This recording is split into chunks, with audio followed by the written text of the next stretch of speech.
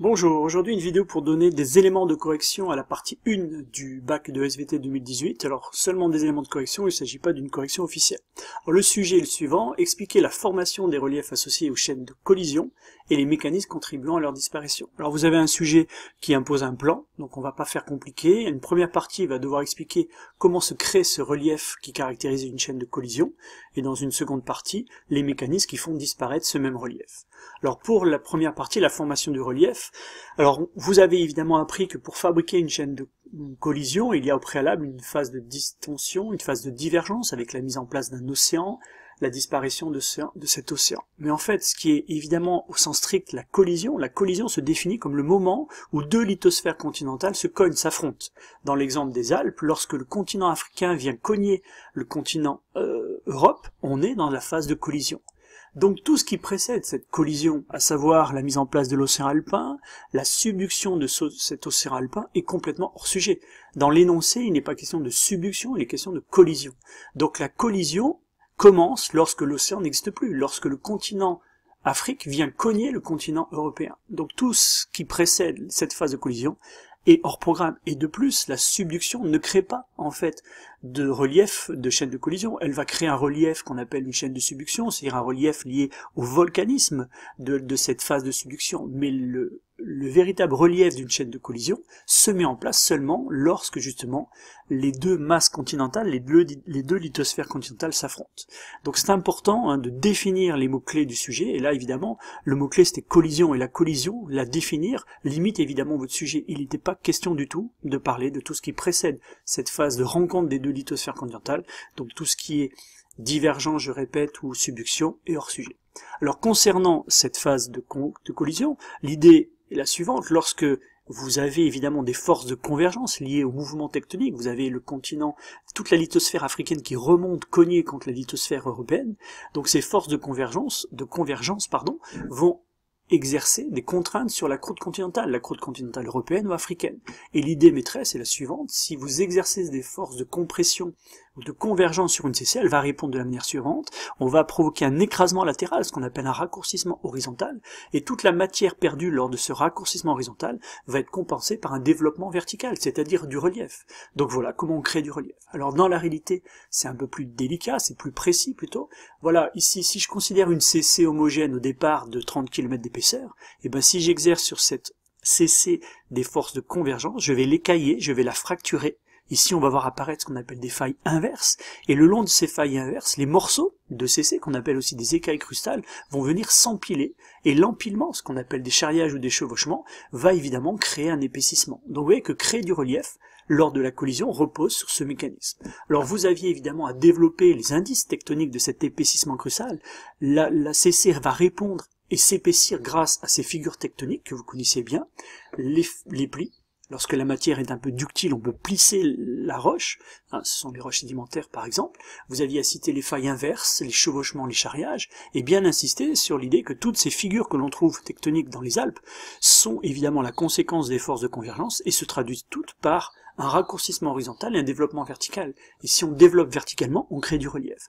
Donc le relief observable dans les Alpes repose sur ces phénomènes tectoniques. Alors vous pouviez aller plus loin et montrer que ces phénomènes tectoniques observables en surface se retrouvent en profondeur, à une échelle beaucoup plus conséquente. En effet, sous niveau zéro des Alpes, par exemple, toute la CC ici, européenne ou africaine, est écaillée. Ici, on a d'immenses failles inverses qui délimitent des morceaux de CC, qu'on appelle des écailles crustales, et ces écailles crustales viennent s'empiler les unes sur les autres.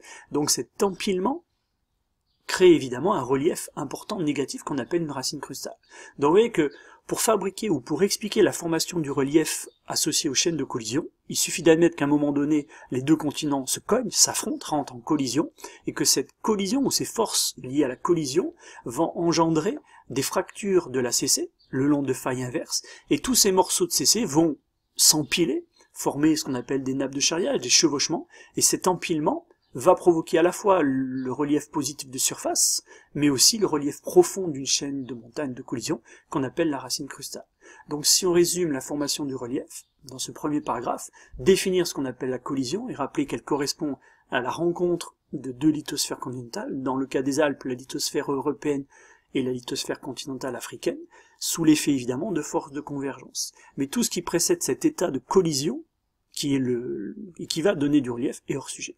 Ensuite, expliquer que cette collision conduit à un épaississement de l'ACC. On va fracturer l'ACC, donc on va mettre en place évidemment des failles inverses, des plis, si la matière est ductile, des chevauchements, des charriages, et que toutes ces figures tectoniques qu'on observe bien dans les Alpes provoquent un raccourcissement horizontal qui va être compensé par un développement vertical, c'est-à-dire du relief, à la fois positif et négatif. Voilà comment on forme du relief dans une chaîne de collision. Alors, l'équilibre isostatique, c'est pas vraiment aussi le sujet de ce devoir, parce que l'équilibre isostatique de la lithosphère continentale n'explique pas la formation du relief, elle explique simplement comment ce relief est maintenu en surface, mais c'est pas lui qui est à l'origine du relief. Le relief est créé par tout ce qu'on vient d'expliquer, par cette fracturation, cet empilement, cet écaillage crustal. Enfin, pour faire le lien avec le deuxième paragraphe, vous pouviez comparer une chaîne récente et ancienne et rappeler qu'une chaîne récente est très étroite et présente un fort relief à la différence d'une chaîne ancienne. Cette étroitesse d'une chaîne récente est complètement liée à ce que l'on vient de dire. En exerçant des forces de convergence, on a comprimé latéralement, écrasé latéralement la matière, et cet écrasement latéral, ce qu'on appelle ce raccourcissement horizontal, a été compensé par un développement vertical qui se traduit par du relief positif et du relief négatif. Par contre, une chaîne ancienne a perdu ce relief positif et négatif, s'est étalé, et donc il y a évidemment des mécanismes qui font disparaître ce relief. Et ces mécanismes sont étudiés évidemment dans le deuxième paragraphe, l'effacement des reliefs. Alors vous aviez évidemment à commencer peut-être par l'altération physique et chimique des roches, bien définir ce qu'on appelle l'altération, et rappeler qu'il y a deux types d'altération, l'altération physique, qui peut donc être liée au gel, l'action des glaciers, l'action des variations thermiques ou l'action des végétaux. Ensuite, parler évidemment de l'altération chimique, notamment des granites, en prenant l'exemple de l'eau, évidemment, qui est le facteur principal de l'hydrolyse des minéraux. Rappelez que l'altération chimique va provoquer un démantèlement très fort au niveau des minéraux, et cela va évidemment désagréger une roche. Vous aviez évidemment ensuite embrayé sur le déblaiement et le transport des produits d'altération, ce qu'on appelle l'érosion, et donc, pour expliquer en partie l'effacement du relief, on a ce premier couple qu'on appelle altération-érosion, qui en fragmentant la roche et en transportant cette roche vers les bassins sédimentaires, va bien participer à l'effacement du relief. Donc la disparition du relief repose en partie sur ce couple. Alors vous pouviez peut-être parler du rebond isostatique, même si je pense que c'est limite hors sujet et que ce ne sera pas attendu, mais c'est vrai que le rebond isostatique, c'est l'idée que si je déblaye en surface, il y a un rééquilibrage isostatique qui se crée, et ce rééquilibrage isostatique explique aussi la remontée de la racine crustale. Donc l'effacement du relief de surface et l'effacement de relief profond, en fait la disparition de la racine est liée au rebond isostatique. Donc c'est vrai que c'est pas idiot d'en parler, même si je pense que c'est à la limite du sujet. Enfin, le dernier phénomène qui va provoquer un effacement conséquent du relief, ce sont les phénomènes tectoniques. On vous rappelle qu'au niveau des Alpes, aujourd'hui, on trouve des failles normales actives, ce qui montre une divergence au sein des Alpes, et cela est lié, vous rappelez, à cet équilibre précaire qu'il y a entre les forces de compression, dont on a parlé, et les forces de volume, le poids de la chaîne et la poussée d'Archimède, et à un moment donné, les forces de compression sont inférieures aux forces de volume, littéralement la chaîne de montagne trop épaisse, avec beaucoup d'altitude, s'effondre sur elle-même, cet effondrement est facilité par les zones profondes très chaudes. Donc cet effondrement explique en grande partie la disparition du relief. Donc si je résume, dans ce deuxième paragraphe, vous aviez évidemment à parler de l'altération physique et chimique, qui participe au démantèlement des roches, à l'érosion, c'est-à-dire au déblaiement, au transport de ces produits d'altération. Donc ces deux mécanismes contribuent bien à enlever de la matière, donc effacer le relief. Vous pouviez éventuellement parler du rebond isostatique, et enfin des phénomènes tectoniques. Et en conclusion, on voit bien ici la différence, une chaîne ancienne donc, est étalée et très large par rapport à la chaîne étroite, puisqu'il y a eu cet effondrement tectonique, et le rebond isostatique plus l'altération-érosion a participé évidemment au déblaiement et à la pénéplénation, on appelle ça, c'est-à-dire ici à l'absence de relief. Voilà quelques éléments de correction pour ce type A.